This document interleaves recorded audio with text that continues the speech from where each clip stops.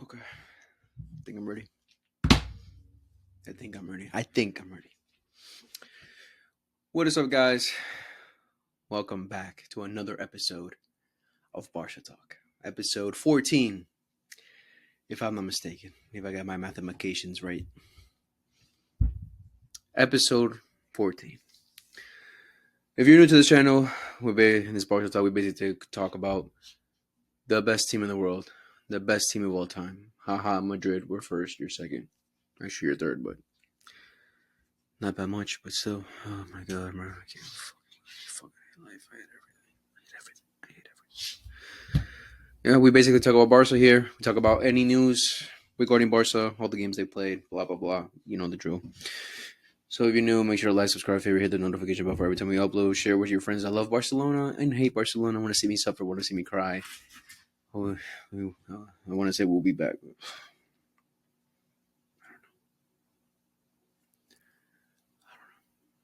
I don't know anymore. I don't know.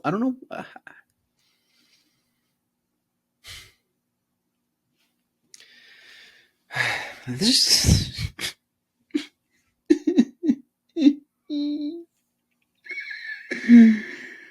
Why does Barca have to bottle it every fucking time we can be up? Does this have to happen? This is literally reminding me of when we won the league under Xavi. We won the league. Yeah, good. We won the league. But there were multiple times in that fucking season where we could have been gone from Madrid. Multiple times. We saw them drop points. Oh, hey, we'll drop points too. They played before us. I'm like, okay, we have a chance. They drop points. Oh my god, let's go. And we drop points at the same week. We drop, man. Oh man, it's just crazy. It's just crazy. I honestly just can't believe this. So for this Barca talk, obviously we're going to talk about two games: the Real Madrid versus Rayo Vallecano game, which they tied 3-3, and Barcelona versus Real Betis. What the fuck am I seeing? I'm delusional now. I don't even know what's happening. I don't know even what day it is. Leganes. I wish it was Real Betis. That would have been better, but no, it's Leganes. Yeah, Leganes. Oh man. So let's just get into it. Yeah, fucking hell, bro. We're gonna talk about the Barca versus Leganes game first. So Barca lose 1-0 at home. Back-to-back home games. We lose. This time to Leganes 1-0, where they scored early as fuck in the game. And from there on, did jack shit but defend, and they got the win.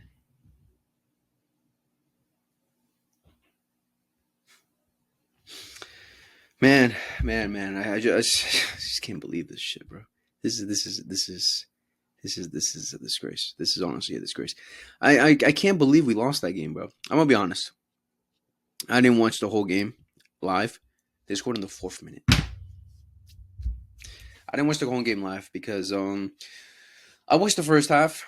And then the second half, honestly, I'm gonna say that I had a pretty shitty weekend when it comes to being a Barca fan, but a pretty good weekend because I had a new member in the family pop it up somewhere around here. So I was pretty busy yesterday when the game happened. So this is the day after the game. This is the day after. And today, just today, I watched the second half of that fucking game because I saw the first half and yeah, you guys did not want to see that reaction. I couldn't go live either because I literally got home as the game was already like in it already. So I was like, there's no point really to turn on the streaming shit. So it would have been stupid. But I saw the entirety of the first half. The second half I couldn't watch. I watched it today, and wow, man, wow, that is the definition of Barca just botting out that day, and absolutely just failing in every aspect of the game that we needed to do to win that game. Especially the main thing, fucking finishing the chances. Like I said earlier, this is literally reminding me of Barcelona under Xavi, where we would have multiple chances to win a game, and we fuck up every chance. Man, this is the story of Barcelona in these last couple of seasons, where we play good, we create chances, but we don't fucking finish. In comparison to Madrid, they play bad, they take their chances, they score, and they end up winning. That's the difference. So what the fuck is Barcelona? Oh, man, I don't get it. I don't get it. All right, let's talk about the fucking first half. First half, we go down 4 fucking minutes in from a stupid, disgusting, disgraceful corner where we didn't defend for shit. Completely alone, Gonzalez and free header. Could Iñaki Peña have done better? Maybe. If it was a better keeper, maybe a Chesney could have saved it. I don't know. Who knows? But honestly, it's just a disgrace that he even got that much space, completely alone in the box, and was able to score that. That's a fucking disgrace. That even happened is unacceptable. Obviously for that game, Flick was banned. He got a 2-game suspension from a red card. Yeah, so he gets a suspension for getting mad about something, but when Vinny goes up to the fucking refs and screams in their face and goes like, hijo de puta, everything like that, he's completely fine. Just a yellow card, yeah, makes sense. But yeah, 2-match suspension for Flick, so obviously he wasn't in this in the touch line, but I mean, even if Flick was there, I don't think it would have made a difference because today, let's be honest, compared to the Rayo Vallecano game, where Real Madrid were getting toasted multiple times in that game, this was literally Leganes get one chance, scored it, and from there, nothing. Absolutely nothing. They did nothing after they got their first goal. All they did was defend. Put their lives on the line to get those 3 points. After going up away from home, obviously that's their main goal. That's their main thing. Get 3 points. Especially when they're fucking 15th place. 15th place. Like, come on. It's just I can't believe it, bro. I just can't believe we lost that game.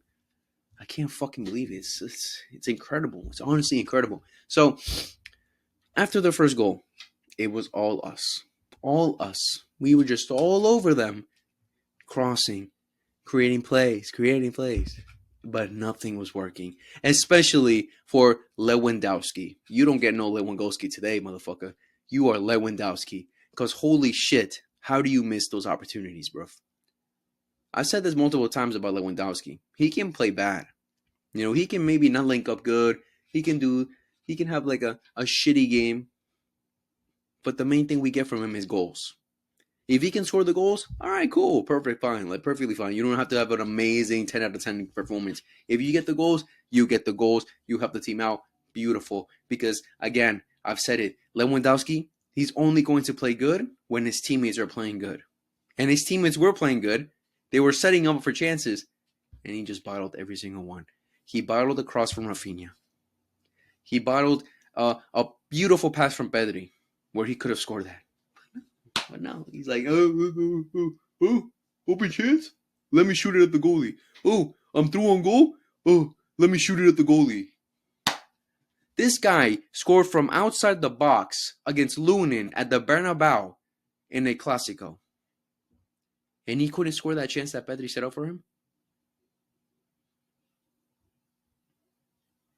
Make it make sense. I don't understand what was going on with Lewandowski. Shit game from Lewandowski. So many opportunities missed. Like he was getting into the right positions. He was getting fed. He was getting everything he needed for a striker. Everything you would want as a striker. He was receiving. He was getting. And he's like, let me not score today. He's like, nah, I'm good, guys. You guys can keep setting me up. Maybe I'll score one. But he didn't score shit. So, Lamine Yamal, I would say, had a pretty decent half. He wasn't amazing either.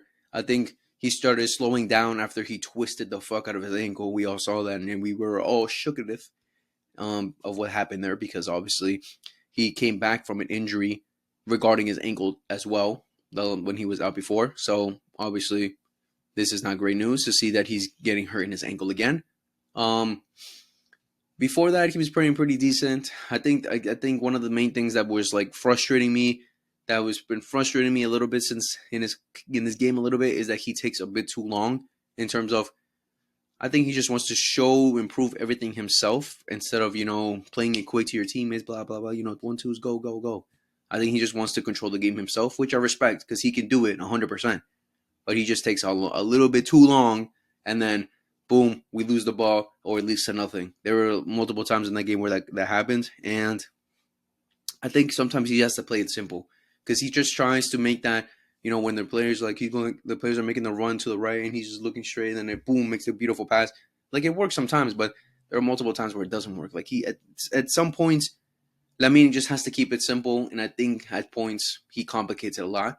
But I'm not gonna blame him because after that, he just showed his warrior, the worry in him to continue game in that game, because even after that we saw that he slowed down a bit, that he wasn't the same quick pace Lamine that we usually get from him, which is understandable because he's playing with like literally a fucking hurt ankle, and we already saw the reports after.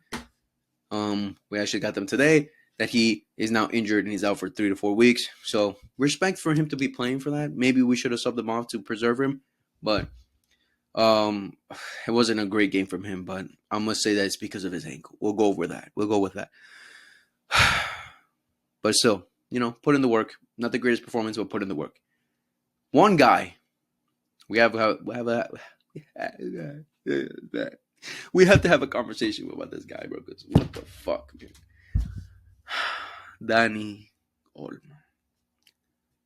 Dani fucking Olmo. What the fuck is wrong with you, bro? What's happening? Are you okay? Is everything at home good? What's happening with you, bro? Because ever since you came back from injury, you've been bad. You've been bad. I can't think of one good performance he's put up since coming back from injury. The only one I can think of is when he came in against Madrid. And he was, helping the team out, was very dangerous in that game against Madrid, where we already were destroying them. But besides that, I can't think of a single game. I don't care that he scored in the Champions League. I don't care if he got an assist. I don't care about any of these things. Because why? Like Karim Benzema said, nowadays players get praised for scoring a goal, getting an assist, but the rest of the game they were playing like shit. That's been Dani Olmo. He's been playing bad, bro. I don't want to push and say shit terrible, but because I love Dani Olmo. I fuck with Dani Olmo. I was excited to bring Dani Olmo to this team because he's a Vizca Barca for life. He's been in Barca for his whole life. We saw the performances he put up in Euros. The performances he puts up for Leipzig. Yeah, like I was saying, we saw the performances you put up against Leipzig in the Euros. We see the potential you are, the player that you were in the first couple games for Barca. We've seen it all. What happened? Because again, he has been bad since coming back from injury. Not one good performance. And this is coming from a person who wants Dani Olmo in the squad, who loves Dani Olmo. But you've been shit, my guy. What's wrong? What's good with you? I don't get it. I really don't get it because he just overcomplicates everything. He tries to go for these fancy through balls, these fancy passes. He tries to feed Lewa too much because the moments he tries to feed Lewa, they're so predictable that they get intercepted so easily. Like, it's just that whole game against Leganes, the only good thing he was doing is pressing and some defensive work where he recovered the ball a couple times. But after that, it didn't lead into anything because every time he got the ball, it was literally a walking turnover. He got the ball and lost it every single time. I can't think of one good play or one good thing he did in that game. That's how bad he was for this game. And I was like, oh my God, bro. It's like, what's happening with this guy, bro? It's been so frustrating with Dani Olmo, man. He's been so bad. He just overcomplicates everything. And not to mention, he can't even hit a shot, bro. Like, his shots haven't been anywhere as good as we've seen in the first couple games of the season, where he's hit it on target, where it's looked like a dangerous shot. Nothing. I really don't understand what's happening with him. He's playing his preferred position because we've seen him play on the left against, I think it was I forgot which game it was. I think it was against Rayo Vallecano, where he played on the left. He was complete dog shit on the left. He was terrible on the left. Put him back in the 10. And since then, he still has not put up a good performance. I really don't understand what's going on with him. I don't know. Man, I don't get it. I really don't. I can't think of what could be the problem with Dani Olmo. I don't know if it's a confidence thing. Because the last excuses I've been putting up is, oh, he just came back from injury. He needs to gain game rhythm.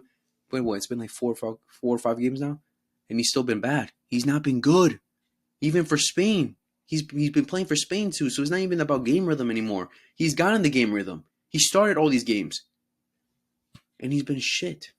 I hate to say it, but he's been shit. I love Dani Olmo, but he's been shit. What can I say? What else can I say?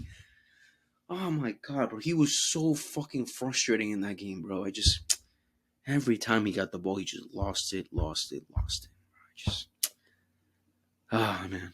Like, good defensive work, good job, but it's not what we need from you, bro. It's not what we need for you, but damn. Very disappointing. Rafinha, mid-game. I couldn't really say he was amazing or terrible in that game in the first half, especially. Like, he put up a great ball for Lewa. But besides that, it's been a thing with Barca where we just, the clear chances we get, we miss. And then after that, we lose any ideas and we just cross, especially with the likes of Balde, Kunde, who, when they make those overlaps, they just immediately cross. They put up some dangerous balls, yes, sometimes, but a lot of times it just doesn't really do much or to go anywhere. And so yeah, but with Rafinha, I wouldn't, when he moved to the right in the second half, wow. Rafinha cannot play on the right, bro. He's just not anywhere near creative as Lamine Yamal. Nowhere near. But yeah, I mean, in the first half, I think it was just like, hey, we were just like, they were just so closed and so aggressive and playing very defensive that it was difficult to really do much, especially with him, because he likes to, the main threat we get from Rafinha is him running in behind players, getting in between the lines. That's his main threat. But dribbling past a couple players or, being like a one-on-one kind of player, it's not really his game. It's not really him. So he really couldn't do much, to be honest. That's why I was very frustrated with Dani Olmo, because I'm like, bro, you can do that. Why aren't you doing it? Why aren't you dictating the game like that? Why aren't you attacking the defenders like that? Why? Every time he just tried to do it over the top through ball, a little, low key kind of pass to Lewa. It just nothing worked for him. Nothing. As much as nothing worked for Lewa in any of his shots, nothing worked for Dani Olmo or Rafinha or Yamal. It was just working. It was not working for anyone. But again, it's one of those games where we were dominant in possession. We absolutely locked up Leganes. They couldn't do anything. Anytime they got the ball from us, like fucking up an attack, they didn't do anything back because we just came back and got the ball back. A special shout out to Eric Garcia, who had an exceptional first half, amazing first half from him. He honestly surprised me because when I saw him in the starting line, I'm like, the fuck? But obviously, Araujo just came back from injury. We don't want to rush him. Kubarsi obviously needs some breaks because, again, he's a young lad. He's 17 years old. He's going to need a break, sometime soon. So Eric Garcia was our best bet to, bring him in for this game and get some, game time for him, who just also came back from injury, but his wasn't as serious as Araujo, who's been out for 6 fucking months, right? So You know, what the other thing they're probably going to do is play Kunde on the center back. They play forward or something, but it's not really a good idea to change Kunde's position a lot. So just keeping at the position that, you know, we prefer him to have, to be in. But Eddie Garcia, amazing game. Aggressive, standing on motherfucking business. Every time the ball, like they try to do a counter or something, he was on it like that, immediately on it. Very aggressive in that game. Intercepted so many balls. Literally pressed the fuck out of the attackers. Where the moment they try to receive the ball, he gets in front of them, gets the ball back, and boom, we're back in the attack. A great half from, I mean, honestly, a great game from Eric Garcia. A great game from Eric Garcia. He really surprised me. He honestly very surprised me because, you know, I'm not the only one to say that. We're not all the, you know, biggest fans of Eric Garcia. But the one thing I could say about Eric Garcia, as much as I think the thing is with these kind of players like Eric Garcia, Ferran Torres, Ansu Fati, we like to, since we've seen a lot of bad performances from them, the good things they do surprise us massively. And also we look at the we try to look for those bad things more, right? Like we expect something bad to happen. So we since we expect something bad to happen, when they do something bad, it's like, all right, yeah, you're shit, get out. Like we don't expect any improvement for these kind of players because they just not shown it for these past couple years. So Eric Garcia, like that, when you're seeing Eric Garcia come in this game, the expectation is he's gonna get run through. He's gonna play bad. But I could say that under Flick, he hasn't been terrible. He hasn't been terrible as how we seen him under Xavi. Completely different thing, but he's actually been kind of pretty good under Hansi Flick, playing the DM role, playing some center back roles. Obviously, the game against Monaco was disgusting because of what he did, but again, I blame that one second. But Eric Garcia has been pretty decent under Flick. Yeah, I think Flick has sparked something inside of him to want to improve a lot more, which I like to see because we 100% going to need some you know, reinforcements for the center backs, especially since Araujo is a guy who constantly gets injured. I mean, Eric Garcia kind of does too, but Christensen obviously constantly gets injured. Kovarci needs some breaks. Inigo gonna need some breaks too. So it's good to see that he's come back. He's come back and he, you know, had a great performance against Leganes. But at the same time, Leganes were just complete dog shit in the attack every time. But he was on it every single game. I mean, every single attack that they tried, he was on it like that. Immediately recovered. Helped Inigo massively. And honestly, respect to Eric Garcia who put up a amazing performance. Oh man. Casado, mid. I wouldn't really say he was amazing the whole game. I'm just gonna talk about first and second. I don't give a fuck. I'm going to the first half, second half. But first half for sure, we were on it. You know, we could have scored 3 or 4. We just didn't take any of our chances. Rafinha hit the crossbar too. Lewa, how many opportunities he missed? I mean, he took some shots, but like really wasn't anything clear. But yeah, we first half we could have for sure scored 2 or 3 if we just took our chances. Lewa, but Casado I would say had a mid game. I don't think he was precisely amazing, but I mean, or bad. He had a mid game. Like he put in some tackles. You know, you did what you get what you usually get from him. But the main guy who was controlling the midfield, who was controlling the game, who was active as fuck, who was doing everything for Barca to get back into this motherfucking game, who was doing everything possible for Barcelona to try and get a goal, was the man of the match, Pedri. Wrong fucking button. Fuck me in the ass. Which one? Yeah, this one. Yeah. Round of applause for fucking Pedri. Man of the match. Aggressive. Won every single fucking ball. Tried every single attack. Was the most creative. Fucking pressed the team to wake the fuck up. I'm doing everything right now. You guys are not helping. What a performance from Pedri, bro.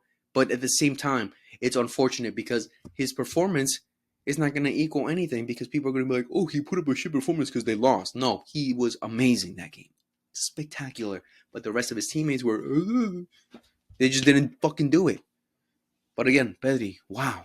What a performance from Pedri. He was amazing. He was incredible. Incredible that game. He won every single ball. He was so creative in that game. He created so many chances for us to try and score. He was, man, like the main thing that just like the thing that can just like sum up his game Whereas when Casado was complaining about a foul, and Pedri was like, yo, shut the fuck up, play it. Quick, come on, quick. We need to score. We need to win. We need to do something.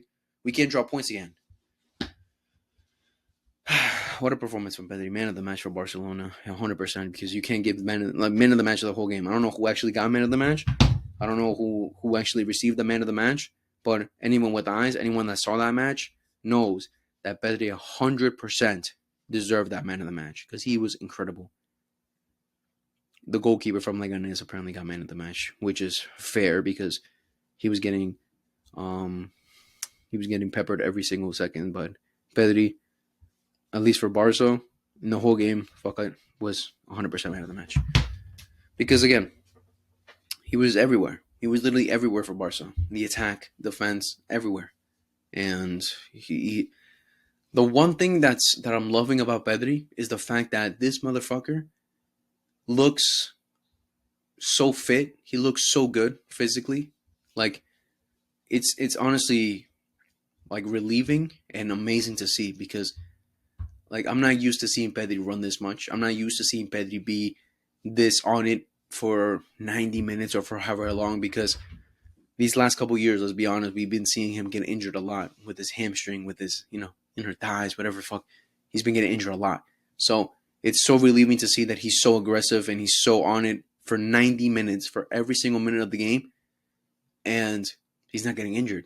Like, knock on wood, nothing happens to him, but he's been incredible, honestly. He's been incredible, and this game was one of those games where he was just completely on it, but the rest of his team weren't. Let's be honest. They just weren't. Balde. Let's talk about Balde. Balde, congratulations, buddy. Your 100th game for Barcelona, and what a fucking game did you put up. Oh, man. Balde is just a frustrating character. He's just a frustrating guy. Because one game, he's amazing. One game, he runs through the defense. He runs through their midfield. He puts in beautiful balls. And then the other games, he doesn't do any of what he does, like, usually, One of the things I praised about him, I think it was against, what game was it? I forgot what game it was. I think it was against Las Palmas. Before was that the game he got off injured? I think that's the game he came off injured, right? So against Las Palmas, running through the midfield, running through the defense, cooking up before he got hurt. That's the ball that we love to see. At least I love to see. We all love to see that aggressive, fucking winger type left back Balde. What the fuck was that against Leganes? He was not good. He was not good at all. Every single cross, maybe one out of 50 that he put up was actually a good cross. Besides that, nothing. I would say that he was, and a lot of occasions he was open, and the team is just not seeing him. But man, this guy is just frustrating, because he won games, he puts great crosses, great attacks, everything's perfect, and then the next game, he's just not on it. Against Dortmund, wow, that's 2 back-to-back bad performances from Balde, in my opinion.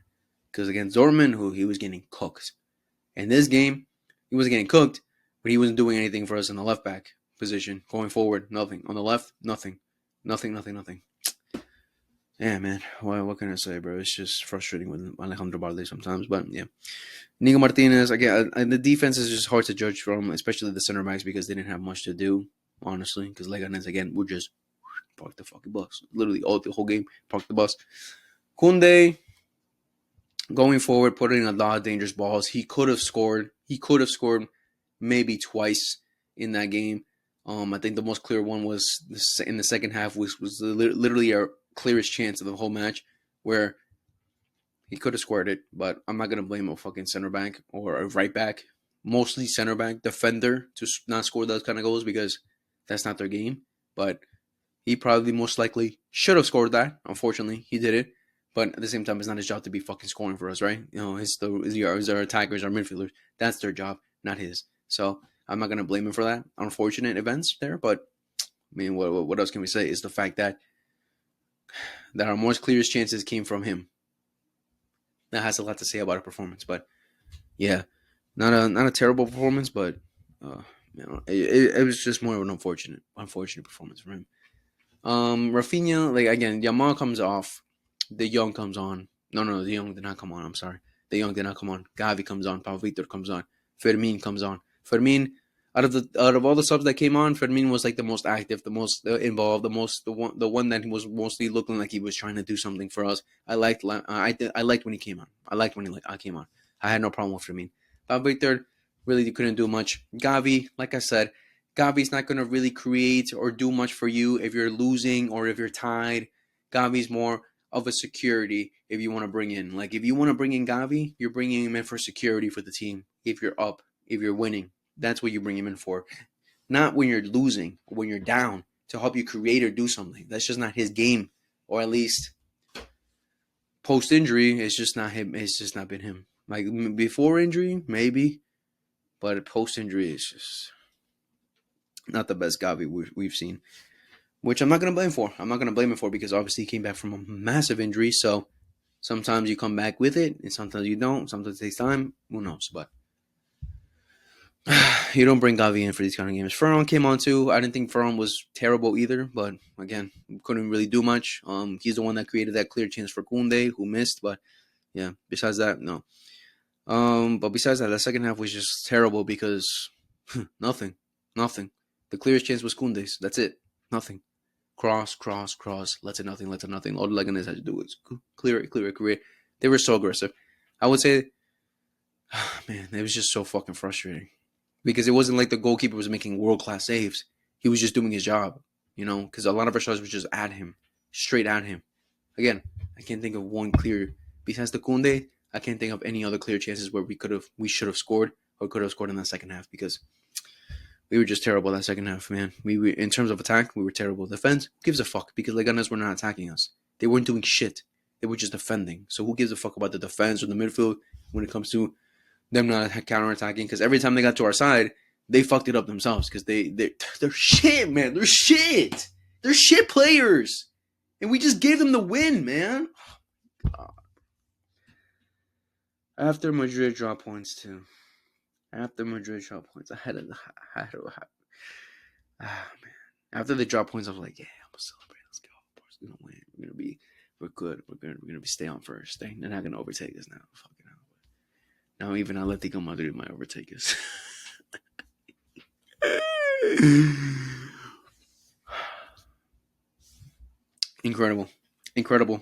Incredibly shit performance from Barcelona. Honestly, very disgraceful. Just because, again, Madrid dropped points, we drop points. That's been the story of Barcelona these last couple of seasons. Like I said, under Xavi, when we won the league, it was a similar situation. Every time Madrid were dropping points, we would drop points immediately. The same week, we would drop points the next day. Oh man, what a frustrating game. At least a tie could have maybe been better. Maybe would have been better, but no. Like I said, that's the difference between us and Madrid.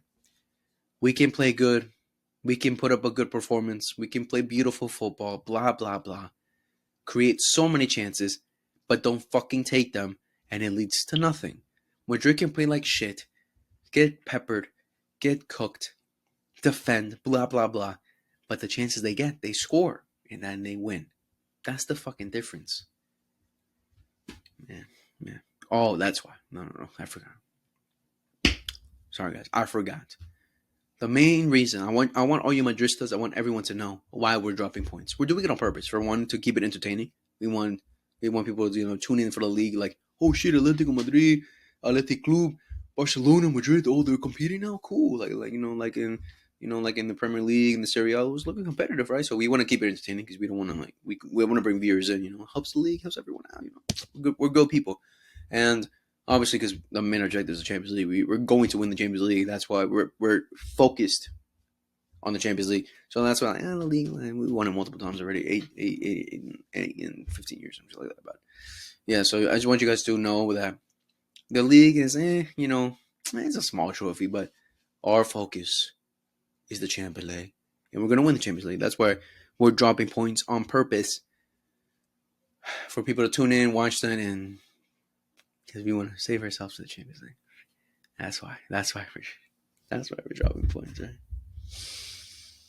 That's right. We're doing it on purpose. Don't worry. Don't fucking worry. Yeah. So yeah. So Barcelona lose 1-0. Boom. Well, what else can we do? Getting scored on the 4th minute, and from there did nothing. From there did nothing. Rafinha gets a last minute free kick in the end of the match. That's the difference between. I remember I said in one of the games that when it comes to those kind of free kicks, I would prefer to see someone else take it. When it's that close, I want someone else to take it, because if it's like a longer one, a further away one, Rafinha take it. But when it's that close to the edge of the box, someone else has to fucking take it. Like if Lewo was in, I'd tell Lewo to take it. If Dani Olmo was in, I would tell him to take it. I would have told fucking Pedri to take this free kick, because Rafinha's free kicks are straight power. Power. Like it's like Ronaldo. It's like Ronaldo. The difference between Ronaldo and Messi's free kicks. Ronaldo puts power into his shots, which make it kind of unsavable. Messi makes it in with more precision. Fuck off. You know what I'm saying? Precision. I'm stupid. You know what I'm saying? But that's literally with him. With Rafinha, he puts it with power. He just puts power into his shots and expects it to go under the goalkeeper, or the goalkeeper just can't save it. Because if he tries to curl it over, he's gonna fucking curl it all the way to the audience, because he cannot curl it over the fucking wall. He just can never do it. That's why when it's that close, I prefer someone else to take it, because in those situations you have to shoot it over the wall, because the goalkeeper's already covering the spot you want to shoot at. So like the only choice you really have is to put like power and precision into going over the bar into the area where the goalkeeper has the more difficult chance like of fucking reaching. But Rafinha can't do that. So someone else has to take the free kicks when it's that edge of the box, because Rafinha's gonna bomb it to the bottom right, or just bomb it where the goalkeeper's standing and expect it to go in just because he put power into it. No. Because he cannot curl it over the wall. You just can't do that. So someone else could tell him. If it's like further away, cool, take it, because you have power on your shot. But that close, nah. But yeah, after that, game ends. Boom, we lose. Drop 3 points. Drop 3 fucking points. The day after Madrid dropped 2 points. But yeah, and Atletico Madrid win and get their fucking 3 points, and now they're currently in second place, 1 point behind us. Incredible. And here I was talking shit about Atletico Madrid, saying they're nothing, and made a whole video talking shit about how finished Diego Simeone is and shit like that. But yeah, looks like I'm the clown.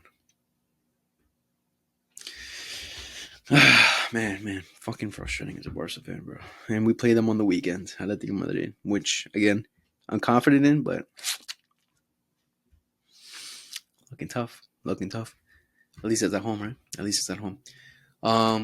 And for those who don't remember, I'm gonna bet the hot chip again for that game. I will be streaming that match, so tune in for that shit. Yeah, Barcelona lose. Boom, drop 2 points, 3 points, and blah. Let's go.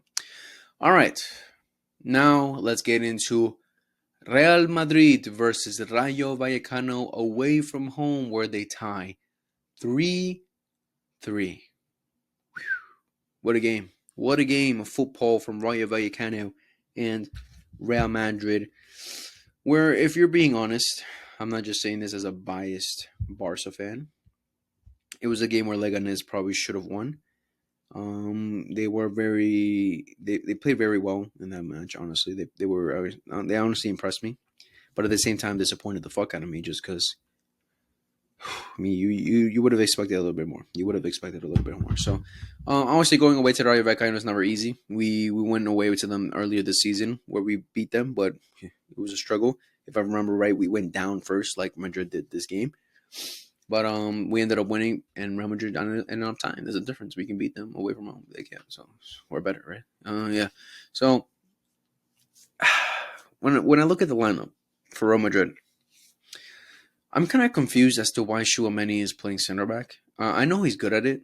But wouldn't you prefer him to play him in his natural position as a defensive mid? Like I don't know if Carlo Ancelotti just doesn't like Raúl Asensio, because I'm not gonna say that.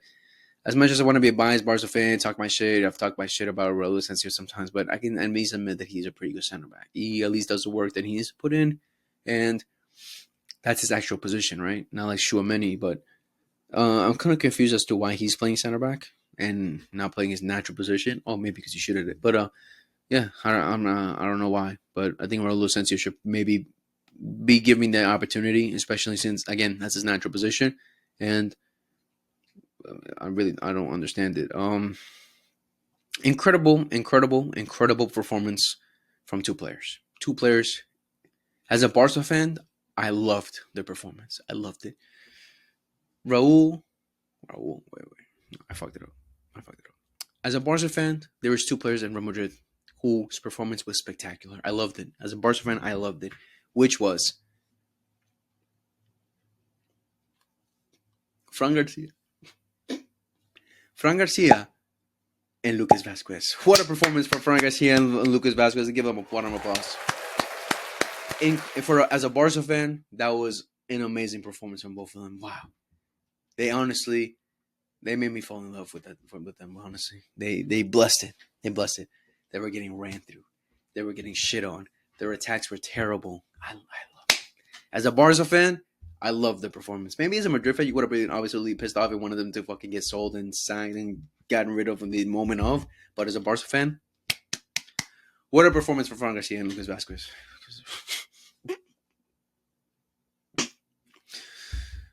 Yeah, what a performance.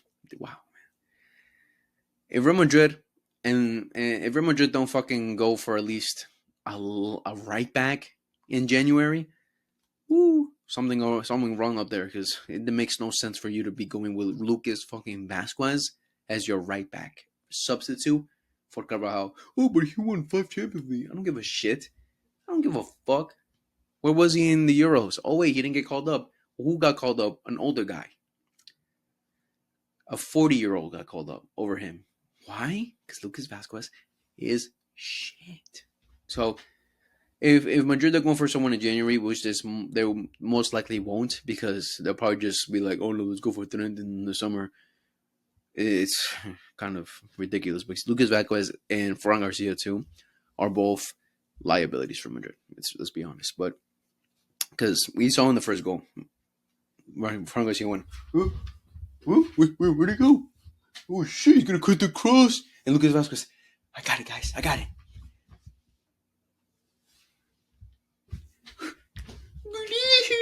Look at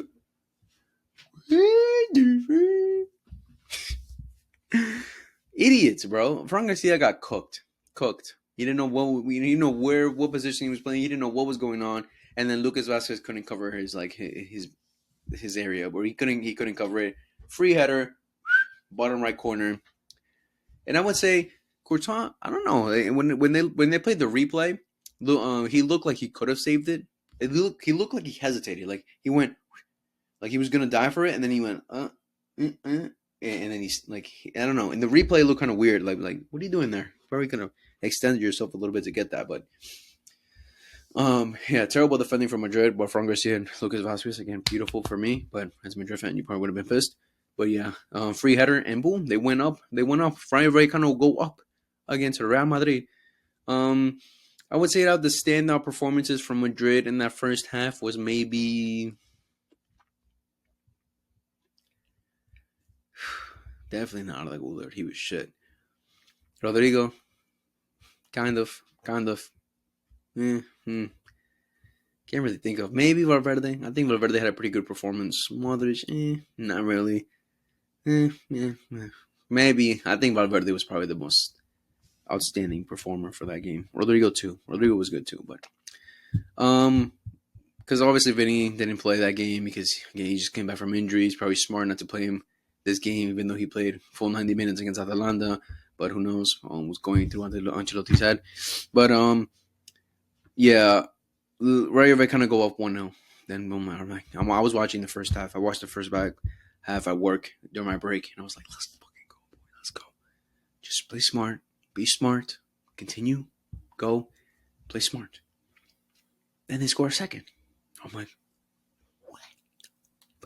There's no way this is happening. Corner kick goes in.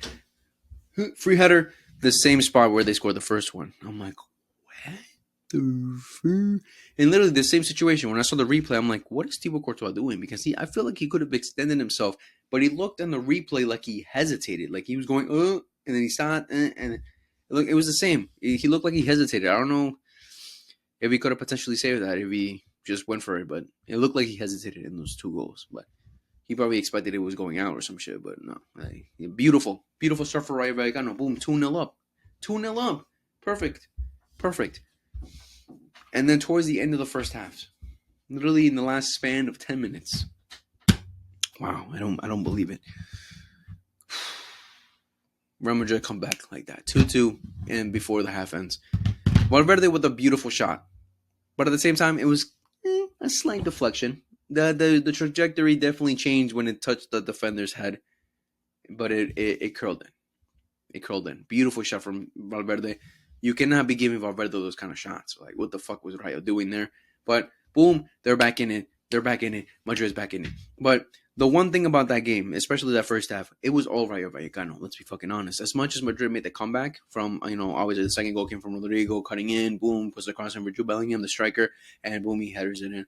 Good comeback from Madrid. But it was all Rayo Vallecano. They won every single ball. They were aggressive as fuck, pressing amazing. Madrid were having difficulties coming out from their own half. They were finding difficulties to even, create that many passes in between each other if it didn't come from their own defense. They were struggling against Rayo Vallecano. I gotta respect Rayo Vallecano, who put up a great performance in terms of pressing, in terms of being aggressive, in terms of beating them to the balls. But the one thing that was very frustrating about them is that they were playing so good, they were creating great plays, but they kept fucking up every single one with a bad pass, with shit, it's shit creativity, like that bald guy. I don't know his name. I don't know his name. I'm sorry. That bald guy. How many fucking chances he fucked up for their team because he just wasn't aware. He had no awareness at all. No awareness at all. Lost the ball stupidly and didn't see his teammates just making great runs and stuff. It was frustrating because Bayern Vallecano were doing great in that first half. They were doing great. Before they got scored on, they were doing amazing. They were giving Madrid such a hard time. Like, there was a play where Rudiger was like pressed. He was getting pressed. He tried to outsmart them. He lost the ball. Not a penalty, by the way, but they lost the ball, and then boom, Rayo fucked it up. Like, they were just on Real Madrid's ass the whole game, but they didn't take their chances as much as they should have. Like, those two chances, great, but after that, they could have. If it was a more decent side doing those kind of chances, they probably could have scored 4 Madrid. Let's be honest, they could have scored 4. Madrid had a terrible first half. If it didn't come with moments of brilliance from Valverde and Rodrigo putting in a great ball, they would have not done anything. But Rodrigo on the left has shown again why he should be playing on the left and why he should leave Madrid, because you're not going to get those chances at Madrid, buddy. As much as we're seeing now, Vinny's playing a little bit more through the middle. We're seeing that Ancelotti wants to try him out as a false nine, playing a tennis role, playing through the middle, dropping deep, collecting the ball. Bloom.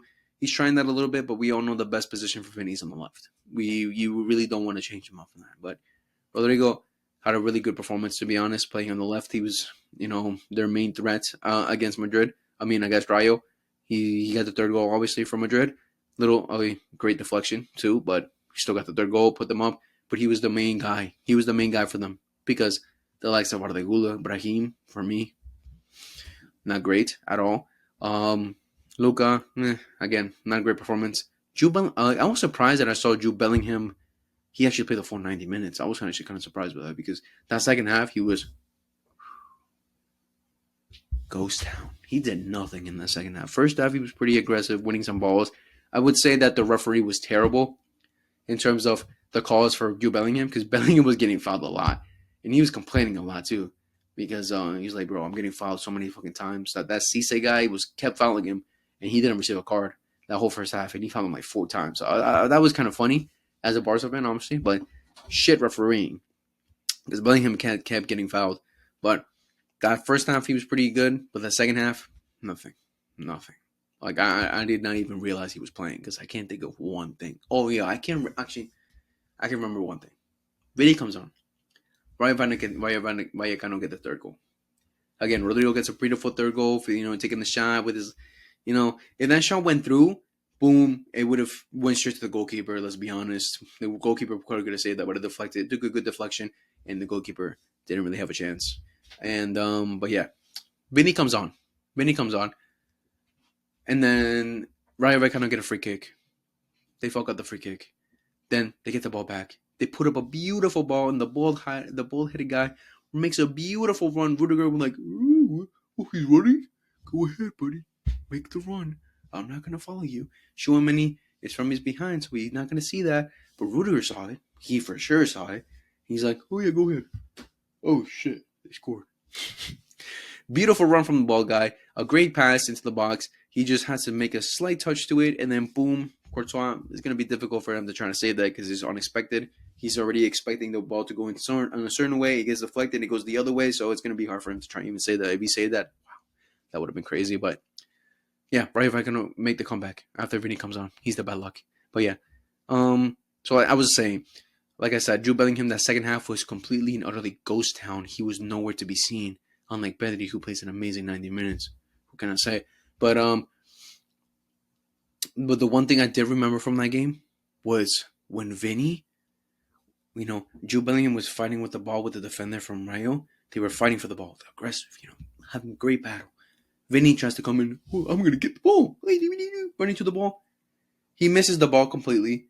And he gets fouled in the box. Oh no, penalty for Vinny. He's complaining to the ref, oh my God, where's the penalty? I saw people online on Twitter saying, they got robbed. Oh my God, penalty for Madrid. We're getting robbed, blah, blah, blah. But people with eyes who know football knows that wasn't a penalty, you fucking crybabies. If you looked at the replay, Bellingham literally kicked him too. So they were both fighting for the ball, motherfuckers. It's Vinny who just came out of nowhere, tried to get the ball, completely missed the ball, and then he gets kicked from his own teammate and from the other guy. So what the fuck? And you can literally see that Bellingham hits him first. He makes first contact, not the other guy. So yeah, that's literally the only involvement I saw from Bellingham in that second half. Because yeah, Vinny also gets booked in that half because he literally goes up to the ref's face and goes like, "Fuck you, suck my dick. I want everything. Give me everything." But he only gets a yellow card. Flick complains in the sidelines, and he's like, "Oh, red card, get out. 2-game suspension too."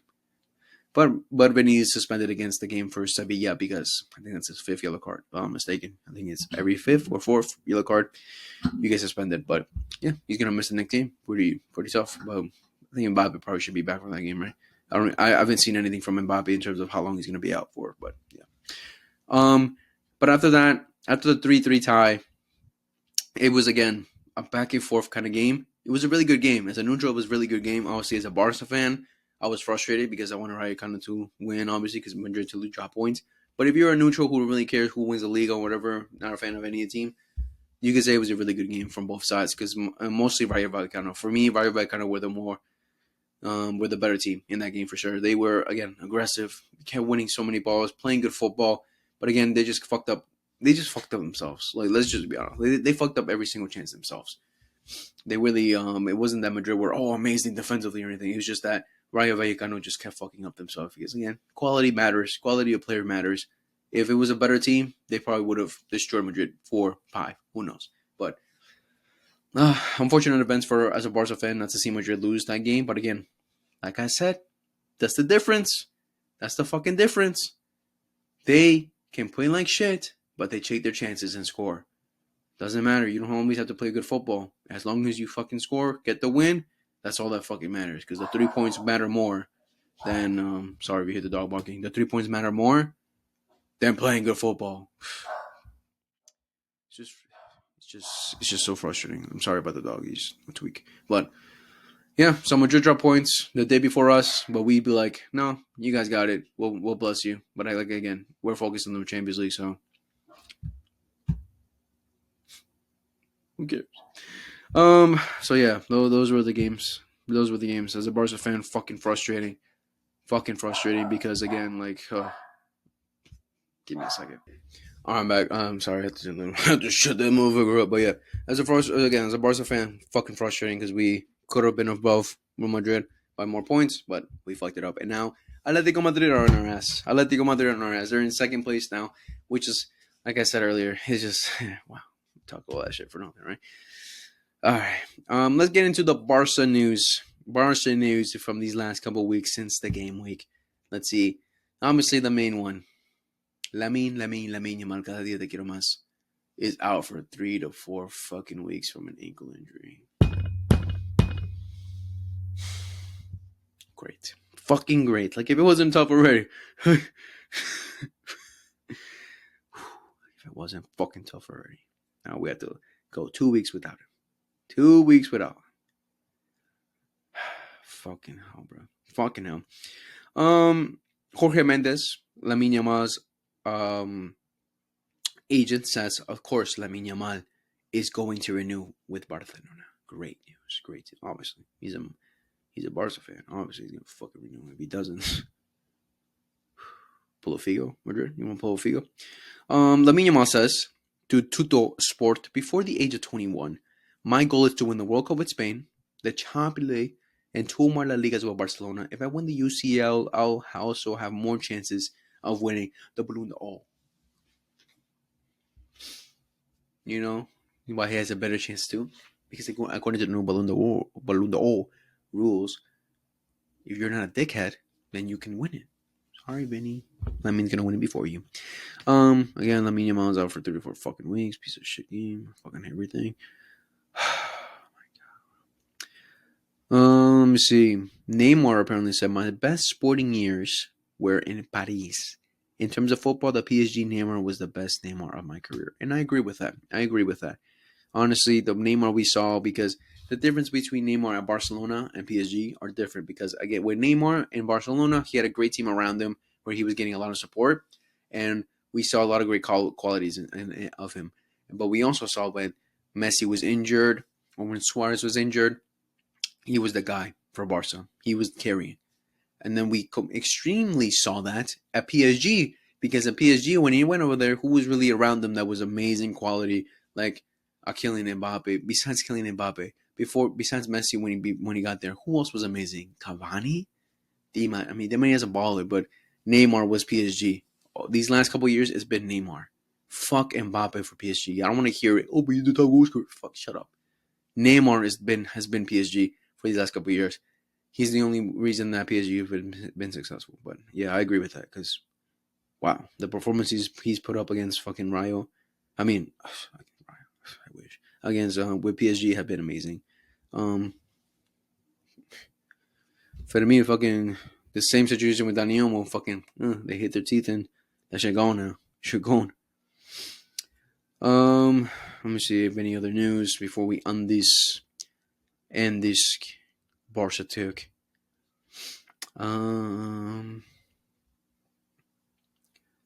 Hansi Flick saw the team depressed after losing 1-0 to Leganes. He decided not to train. What the fuck, bro? Depressed? The fuck? Man. Hardest defender you had to face in training? Ronald Araujo. As a rival, maybe Ferland Mendy. Yamal, are you good, bruv? Ferland Mendy. Come on, bro. He's tweaking. If I had to vote for Ballon d'Or this year, I'd choose Rodri. Facts. Let's go with Lamine's fucking interview. Because obviously Lamine, I think this is an interview from the boots that he dropped, which are pretty sexy, pretty nice, if we like to say so. Pink, but nice. In the end, what I admire most is Messi's style and the ease which he does everything. He is a role model for everyone and a player every kid looks up to. Facts. What the fuck's a Cristiano Ronaldo? Before winning a Ballon d'Or, I want to win the Champions League and a World Cup. Nice. The awards I win, I give them to my parents as a gift to thank them for their support. Nice. It's hard to walk without being recognized or go to the movies with friends, but I know everything comes at a cost and I'm not complaining. Cool. Best in history. Messi is the best in history, but I try to write my own history. Comparisons don't always help.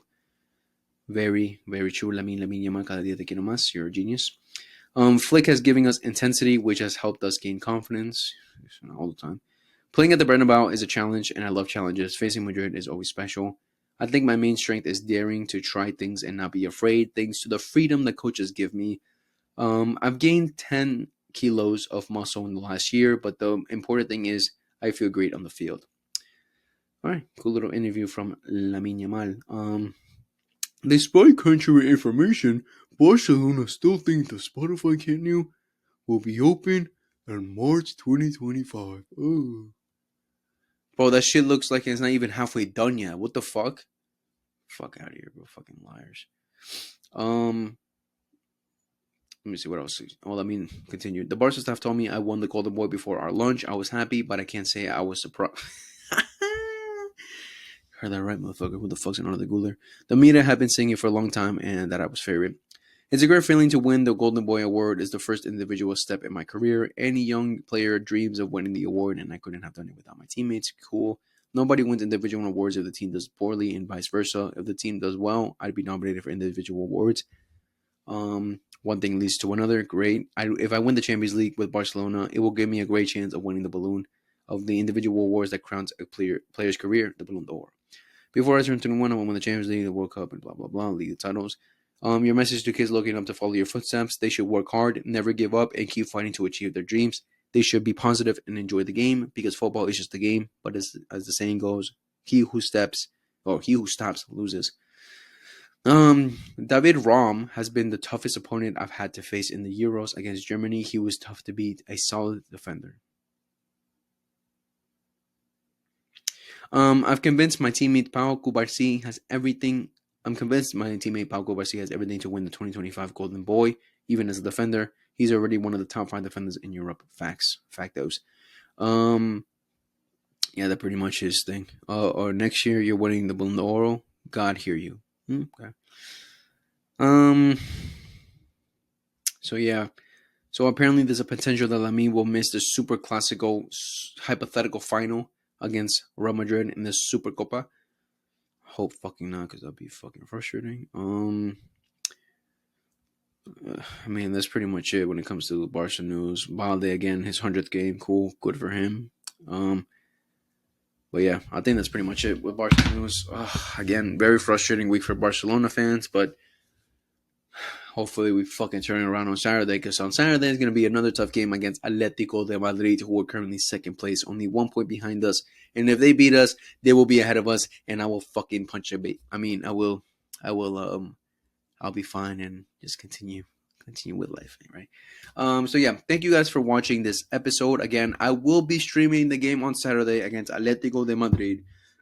I may or may not do it with some friends. I don't know yet, but like I've said in that game, in the last Barca talk, if we somehow magically lose to Atletico de fucking Madrid, I will eat this hot chip. And this is low-key been good luck for me so far, because I bet it 3 times already, and the 3 times I hadn't had to eat it because I've won those bets against the Clásico and against Liverpool versus Madrid and against Borussia Dortmund versus Barcelona. Every single time I bet with this, it's been good for me. So it's still intact. That's hopefully on Saturday. It's the same fucking week, because I don't want to eat that shit and I don't want to drop more points, especially to fucking Atletico Madrid. So we'll see what happens. So tune in for that. Everything will be in the description below. I might stream on YouTube too. I gotta figure out how that shit works out. So on Twitch and YouTube. So stay tuned in for that. So again, all my socials will be down below. Make sure to share to your friends that love Barcelona, that hate Barcelona, like Madrid says. Make sure to share. Let me know whatever you thought about this game. The main question I want to ask you guys for this game is, should Dani Olmo be fucking dropped? Should he be dropped? Should Eric Garcia get more chances after the performance he put up against Leganes? Is Pedri the best midfielder in the world? Yes. I don't know. That's not a question. Yes. Yeah. Should Lewa be dropped? Should Ferran Torres get more chances? Who knows? Should Rafinha go on the right now that Lamin's injured? Because I don't really like Rafinha on the right, but yeah, let me know everything you guys think about this video in the comments down below. Make sure to, say whatever you want to fucking say. I'll respond, answer as much, all of them, not as much, all of them. I will respond. So make sure to leave a comment down below. Oh man, fucking frustrating, but that's life. What else can we do? Just keep on moving. So thank you guys for watching. I appreciate you all. Much love to you all. Again, happy holidays. I'll say it one more time, just in case you didn't see the last video where I said it. So happy holidays to you and your families. Enjoy life. Spend time together. Much love to everyone. Spread positivity. Visca Barca. Y nada más. Puta Madrid. And much love to everyone again. And tune in for the next video. I love you all. And peace.